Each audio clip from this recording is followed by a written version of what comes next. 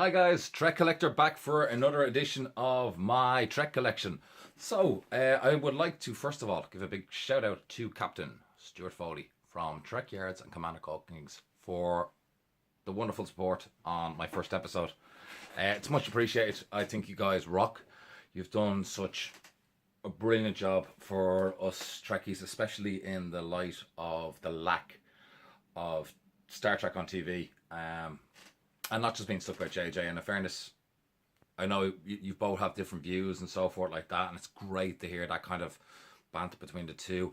I love the fact that one's TOS, the other is kind of Deep Space Nine, very open about JJ and Voyager and so forth like that. And I love the differences in the ships that you both have. So, guys, if you haven't ever followed these guys, check out Trek Yards on YouTube. It's a great channel. These guys will pull apart every single ship, Trek toy, gadgets, gizmos.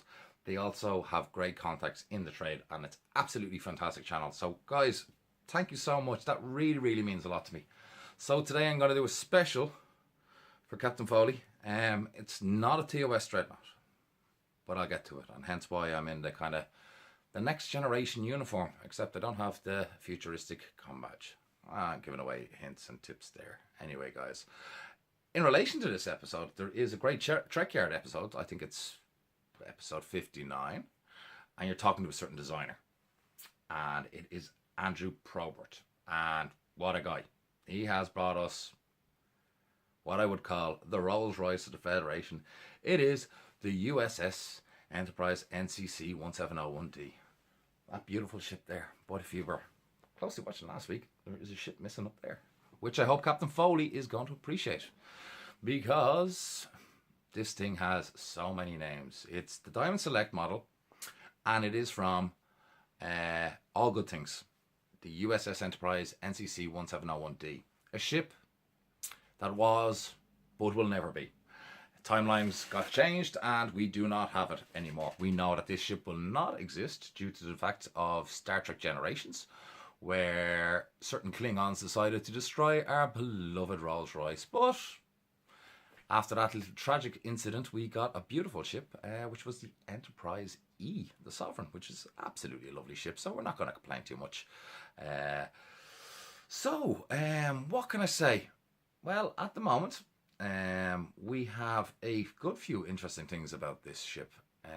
Just in case you're wondering about my rating, I know on my last episode I did 2 ratings. I gave the Bandai USS Voyager 5, and then in my video, because I had problems with my editing and I had to go back and redo the edit again, it was 4.5. I'm going to change that and I'm going to give it a 4.8. And part of my review is going to have a lot to do on price and quality. Okay, so where you might see that 4.8, it's going to reflect on price, guys, as well, because in fairness, QMX do stuff. I have their lovely comm badge here. I said I'll do comm badges. I'll do them at a later date. You know, I mean, they do have stuff at a beginning rate, and then they have stuff that's going up to a high rate. And I'm actually going to shout out some of their products later on. But as I said, like, there is a whole thing about money, and you know the famous saying, "You get what you pay for." So I think that is very true. So when I'm going to do my reviews, I am really going to tone in on that. So I'm going to say a little bit about my collection as well. I think you can see one Playmates shuttlecraft. Some people shoot me, some people kill me. I'm not a fan of the Playmates. Some of their stuff. The tricorders are very good. Wasn't too keen on their phaser. I'm one of these collectors that even at the age of 12, unless it was fairly screen accurate, I wouldn't touch it with a barge ball.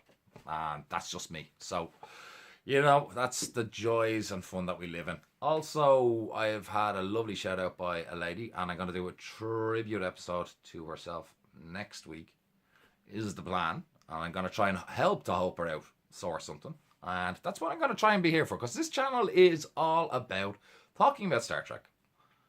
This is my opinion. Yay, nay, boo, hoo, whatever. Shout it down in your comments down below. I will promise to put the link for my Facebook page on the page this week. I've also got another podcast that I do with the beloved one and only Irish Trekkie. It's called The Nerd Escape. And at the moment, we started off our first show by just yapping about Star Trek Beyond and what we think was going to happen. And they were fairly good in that podcast. We did it for about 55 minutes. Oh, our second podcast we did on the motion picture, and it's great fun for me and Irish Trekkie doing these shows because we're learning some interesting facts that we wouldn't know before, and guys commenting are giving us much more facts. And that's the great thing about being a Star Trek fan. There's some guys that will know a lot more than other guys, and look, throw the comments down, and it's great fun. And we're going to be doing this week's podcast on Star Trek The Wrath of Khan, which is kind of fitting because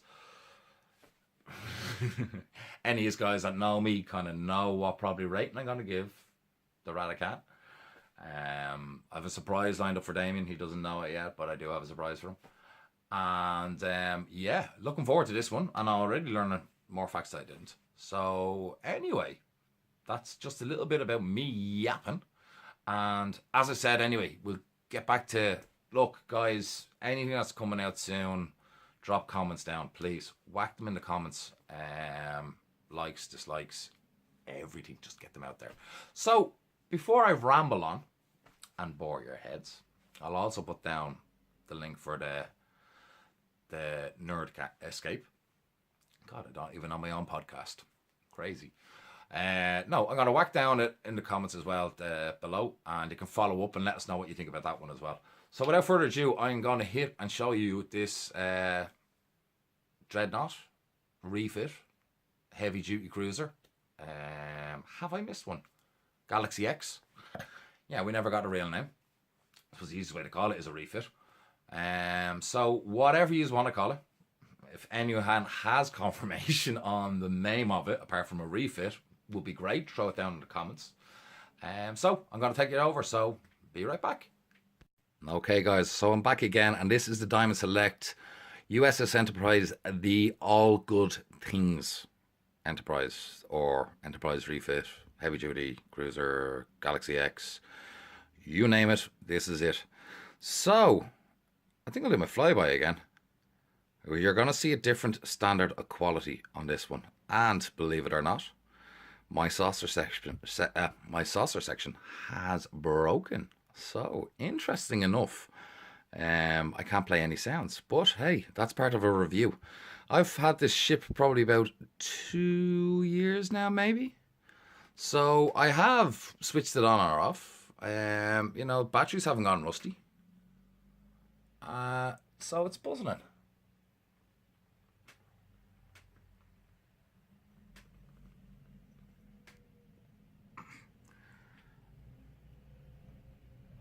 Now, guys, this was a re-release version that I bought. So, unlike the first version, I believe some of you guys had a huge, massive problem with and issues, and quite rightly so. I believe you were missing these fellas, which is tragic. When it was first released, I believe it was $50. I paid about €75 for mine, including post and packaging, and it was from Comic Cave from Germany. And fair play, it was sent out nice and quick. Apart from the saucer section not working now, yeah, it's a bit of a bum. Now, this is where the quality detail kind of lets itself down.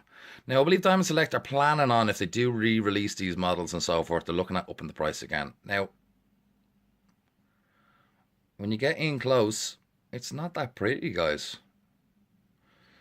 Then we have a few alignment issues, especially, and this is, unfortunately, this is a recurring theme with Diamond Select models.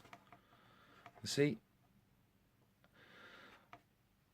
Now, to be honest with you, I don't even remember that red strip being around the phaser banks in All Good Things. Now, maybe I'm wrong, but to be honest, if you can't put it on right, don't put it on. Apart from certain logos, obviously. Again, silly little things like this.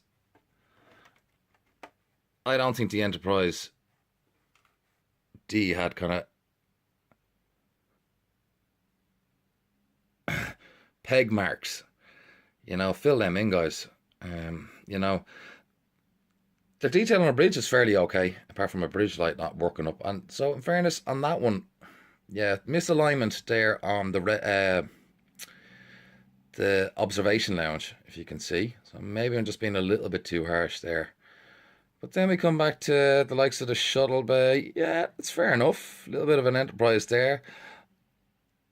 Those windows, guys, should be blue, not black. Disappointing. I suppose the excuse there, you could say, the lights were turned off, but they're blue. Sorry, lads. I'm not too sure if they got the phaser strips correct colour. Now, again, I could be wrong. And there seems to be a nice touch of grey kind of paint going on here. Now, I can tell you one thing. I do like my modelling, but this is the first time I've actually noticed this. So, whoa, it looks like a bit of overspill. So it's amazing when you start doing reviews for other people, you don't actually notice what's going on with your own model. So that's fairly nasty in there. So it looks as though a spray paint went nuts. We've got the impulse drives, which is fairly cool. I will switch off the lights in a minute, guys. We've got the extended bits on the warp nacelles, which are fairly cool, and we can see the phaser strips there again. This is neat.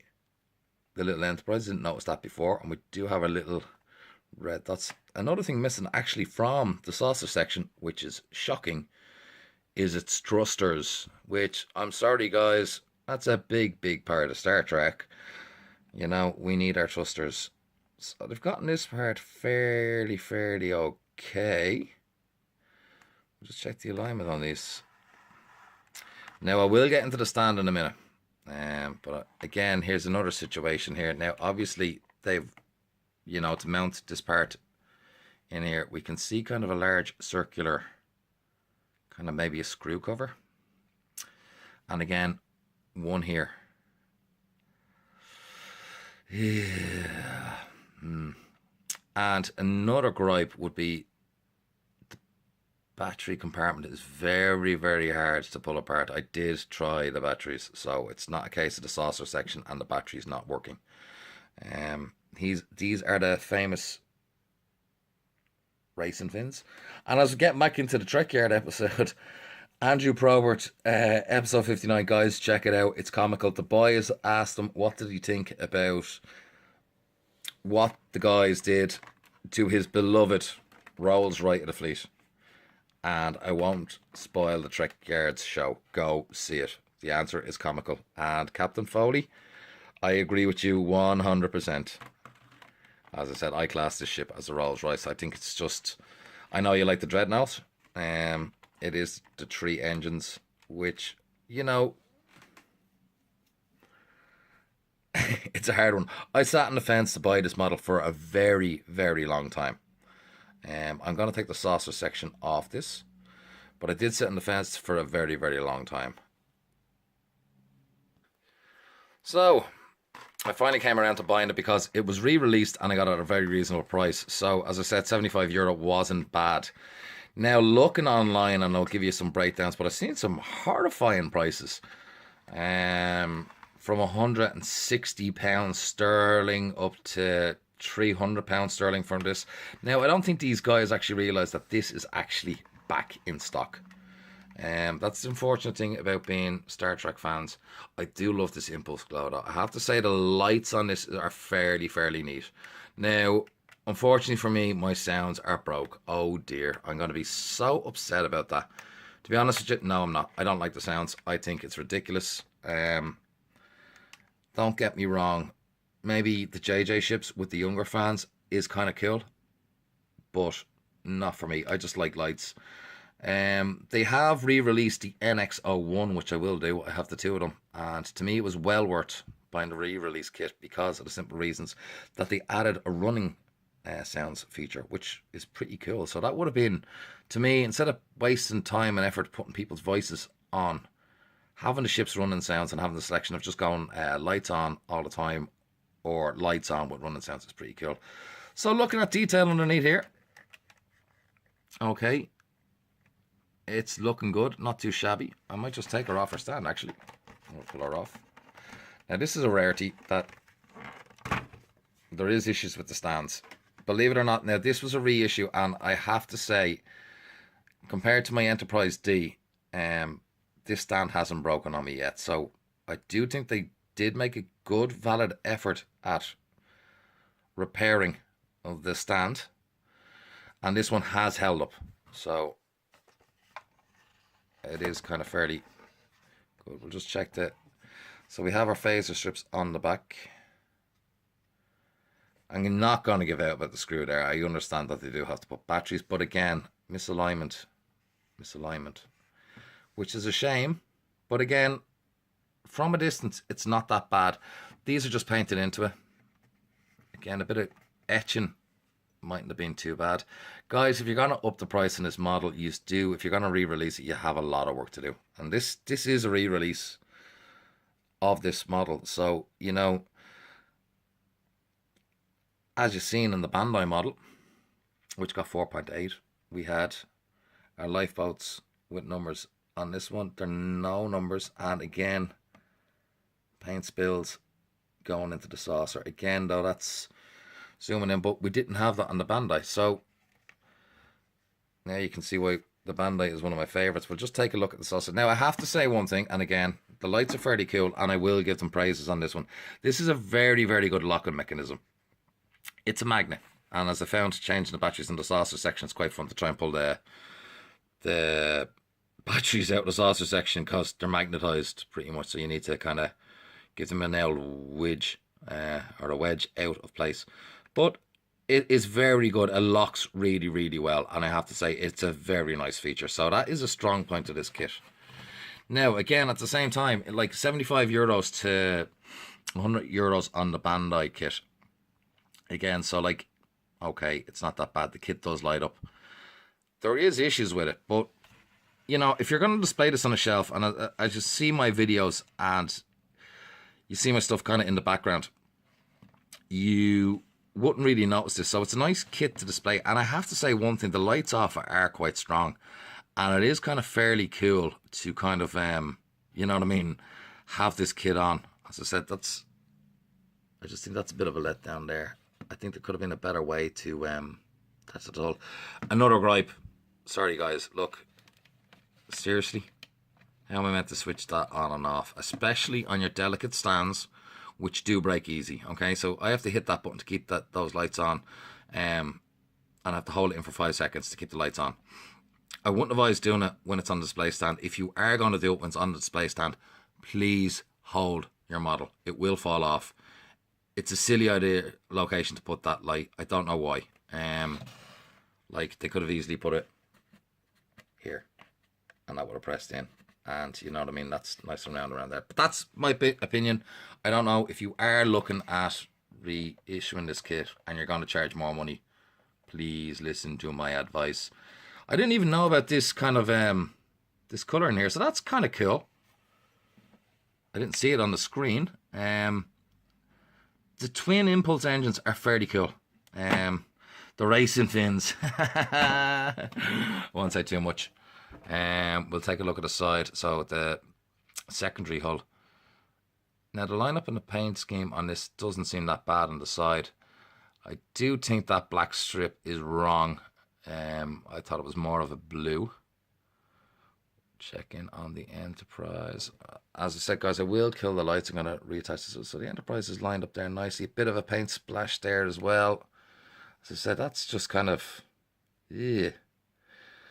I think I might have to maybe attempt some nail polish remover and hope that I don't take anything else off. That just looks as though it's overspilled from something. As I said, I don't know. It's a bit sad, honestly, but however, not to worry. I will live. As I said, it goes up on a shelf, so you know, I mean, my pride's go nice and close to me. So, and again, yeah, that's nice. I just think some of the colouring isn't the greatest. Here's the phaser cannon, which is kind of fairly interesting. So, also guys, just give us a shout on what you think of the design of the ship itself. You know, it's just, it's different. I think as a homage to TNG though, the ship that never was, it is cool in one sense, but as I said, it's a bit different. So looking more closely at the sauce. These are the mega phasers, I believe. And we've got photon torpedo launcher right at the bridge. So does it actually clear the bridge? I'm just wondering. I know photon torpedoes and close, tight. It's interesting.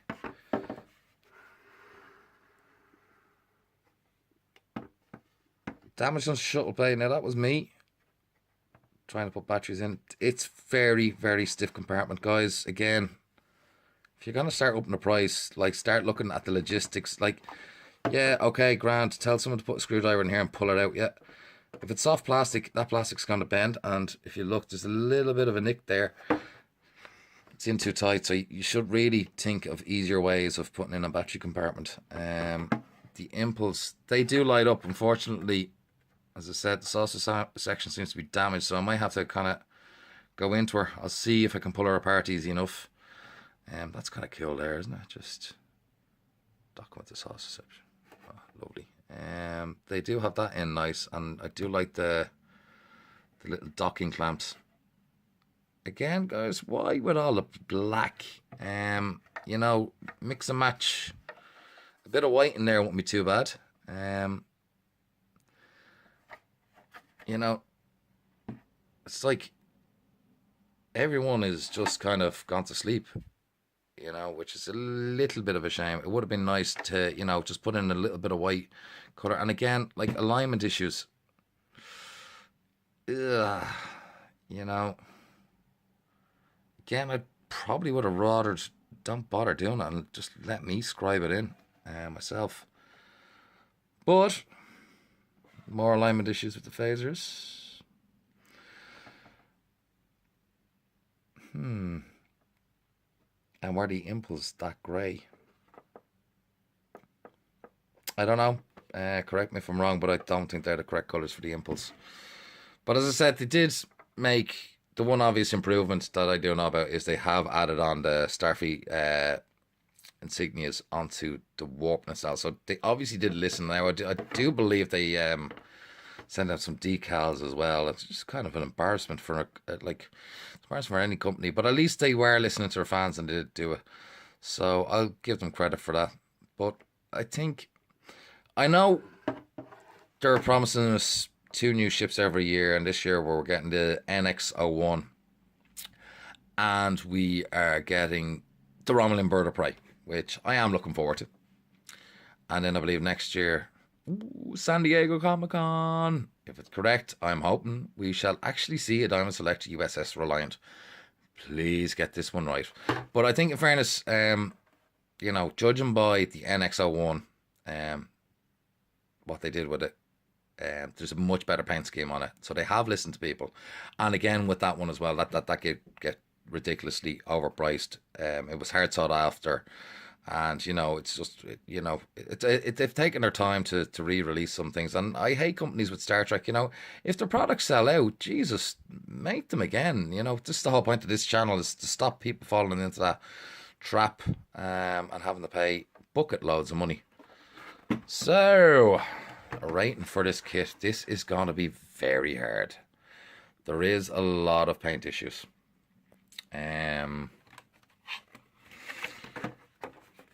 Ooh, there is a lot of good things about it as well, I suppose. Like as I said, that is sturdy.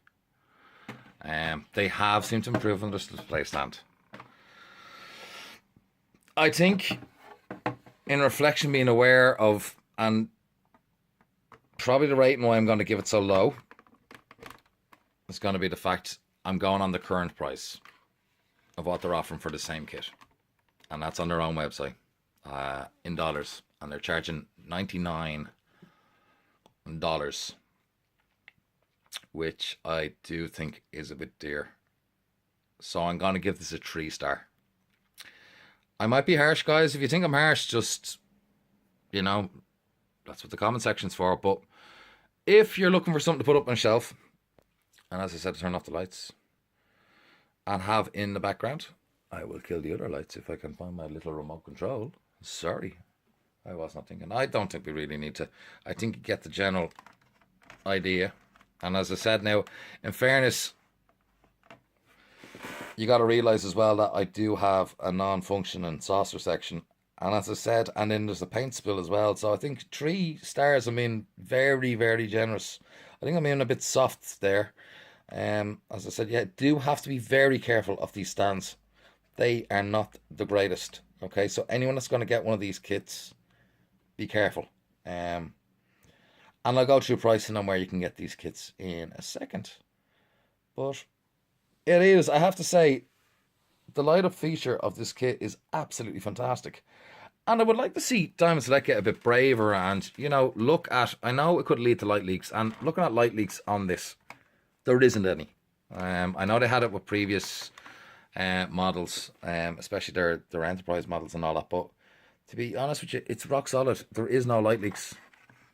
Oh, and my my impulse engines do come on the saucer section, even though they're docked with the secondary hull. So, there's no need for my 4 sets of impulse engines on, which is pretty neat.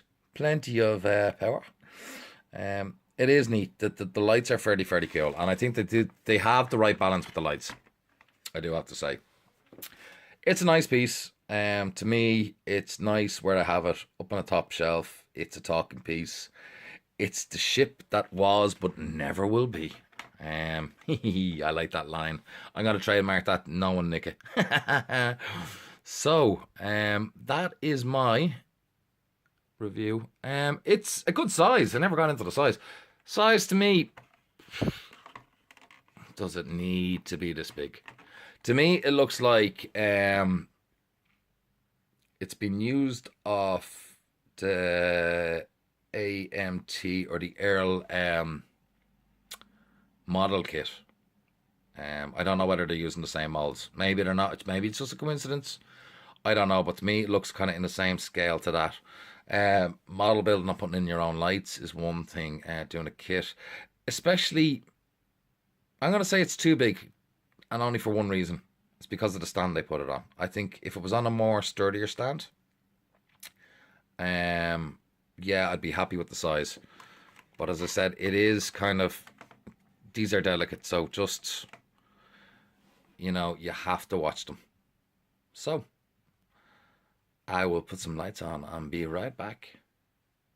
Okay, guys, so that was the Dreadnought refit Galaxy X USS Enterprise D from Diamond Select. All good things ship. As I said, I might be a bit harsh giving it a 3, but I've seen a bit of paint spill and stuff like that, and it's probably something I'm going to have to go back and touch up, because that's actually going to annoy me now.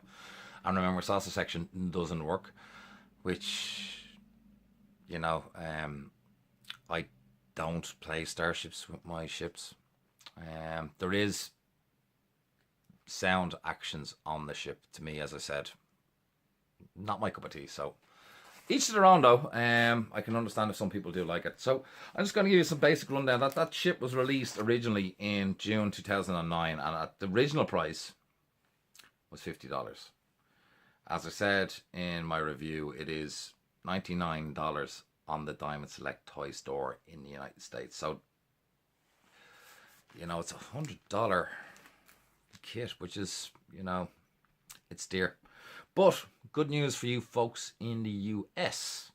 Doing my little bit of research, and I have found for $74.99, free shipping on eBay, there is one. Okay, at the moment. And this is Wednesday when I'm filming, so I might try and upload this a bit early, because that is a deal if anyone is looking for this ship. As I said, on the UK side of things, I have seen people still charging £160 sterling for this ship, which is crazy. Also, as far as I know, there's 4 ships available on this one site, and it's $80.12, and also that's free shipping on eBay. And both these sellers have a very, very high feedback rate, so that's peace of mind.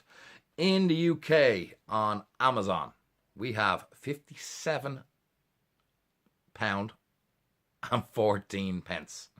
And that includes free delivery to the UK, which works out without delivery to the Republic of Ireland or Europe. It's £67.66. And then we also have a price of £8.61, which roughly works out at 69.40 euros. Now, in saying that, guys, any of my friends from the Republic of Ireland, just to go into things, I do some shopping from eBay, Amazon, anywhere. There is a there's a company called Parcel Motel, and they charge €3.90 for delivery. And I want to give that a shout out to the guys in the Republic of Ireland, because that's how I do tend to get a lot of my stuff. I will look at the likes of the free shipping, £57.14, which works out at £67.66 sterling, or €67.66. You know what I mean? And add things. So you're talking about 71 euro. If you go to Parcel Motel, they register basically a website. They register an address up the north. Your parcel gets delivered there, and in fairness, normally I get a delivery notification around 2 o'clock, 3 o'clock, saying that they've received my package, which normally comes in quite quick that morning. And by 2 o'clock, 3 o'clock, it's arrived down the south into Dublin. And lucky for me, by 11 o'clock that night, I managed to get. They just tend to deliver down to my local petrol station, which is cool. So any of you guys that didn't know that, you know what I mean? Obviously, check deliver to your home address. It can be fine. It could be cheaper. But as I said, sometimes they could be charging £10, £15 sterling for delivery. And I know as well, guys, like when you're looking at some of these things on eBay and so forth like that, and I will always try and kind of look and stuff, like, you know what I mean, in the States there's fantastic deals there with the shops, I have to say, and you know what I mean, to include free shipping is deadly, but you know, I'll always kind of try and bear shipping costs in mind for you guys. So this month coming out, we have QMX. They are doing, now I'm not too mad into the figures, but I have to say, if I was a figurine kind of guy, I would have to say QMX have done one hell of a job. Captain Kirk, well, yes, he was Captain. Captain Kirk and Commander Spock are being scaled down to 1/6 scale models. They have little phasers, little tricorders, everything. And they, to me, look absolutely fantastic. Now, of course, because it's QMX, we're talking money. In the US, this will gladly and kindly cost you $179. That's a cheap doll. And in sterling, it's £159. So again, that's probably working out about €180. So, guys, if you do like collecting figures, as I said earlier on, QMX do charge quite a lot for their products, but you get what you pay for. And anything that has a QMX stamp on, I have to say, so far is fairly good. I am looking forward to, they're doing smaller ships. I'm just going to be more interested in what kind of price range they are going to be. I think they're smaller scale, if they're reasonable, will be fairly high end. And I'm looking forward to some photographs from San Diego Comic-Con. And hopefully we shall see them. And hopefully we get ideas of prices. But they're coming out soon. And they look fairly cool. So, as I said, I am a big fan of, you know, good quality merchandise. And every now and again, it is worth paying the extra few pound. As you've seen with my communicator by the One Company last week, I'm actually amazed that it's only, you know, I got it for less than €150 for what it is and the quality of it. And that's a functioning Bluetooth device for my phone. And I'm still playing around with it. And yes, I have managed to get my Google Talkie app working. So I'm having great fun with my communicator. So the other thing, and this was actually funny that I was bombarded with, and this is a new thing to me, is these pop vinyl figures. They're big. Yeah, they're funky, they're cool. Not my cup of tea. Again, figures aren't. But again, each to their own on what you like. I like ships, but I do have to say, these things are quirky, and okay, I could be persuaded. Somebody bought me one. I think there could be a danger of all of a sudden the house getting filled up with these things. They are currently in the UK, I have checked today that Amazon UK are actually seem to be stocked with the figures from the mighty USS Enterprise's crew. And they're selling for £8.99. They do not have any of our villains or new characters from Beyond yet. Forbidden Planet are taking pre-orders and they are due into the shop on the 31st of July. So expect to see these pop vinyl Star Trek Beyond dolls hitting the stores either the end of this month or probably the start of next month. Obviously, you know, certain ones are going to sell out fairly quick. So if you do want to pre-order and you don't want to be let down, Amazon.co.uk have them. In the States, I didn't get any website that were selling them, but you're looking at $10.99, and in euro we are looking at €12.99. So guys, I would like to thank you all. Anyone that joined the channel, I appreciate it. Thanks for the support. As I said, I'm only new at this. You know, it just takes a little bit of time and getting used to things. I do have a second channel running at the moment with my friend Irish Trekkie, the Nerd Escape. I want to once again thank Captain Foley and Commander Cockings from Trek Yards. Thank you for your support. And next week's episode, because I was kind of contacted by somebody that wrote a book, was the author of a book, going back, and it's fond childhood memories of my early Trek days, and I used to carry this around forever, trying to do sketches of the Enterprise and so forth like that. So I'm going to do a tribute to herself, and I'm going to pick obviously something going back, and I won't give too much details. I will put a few photographs of my Enterprise D All Good Things model, refit, heavy cruiser, Galaxy X, up on my Facebook page. I will promise to leave my Facebook page down below. And guys, once again, thanks for tuning in and supporting me. And live long and prosper, and peace and long life. And enjoy, guys. And until next week, take it easy.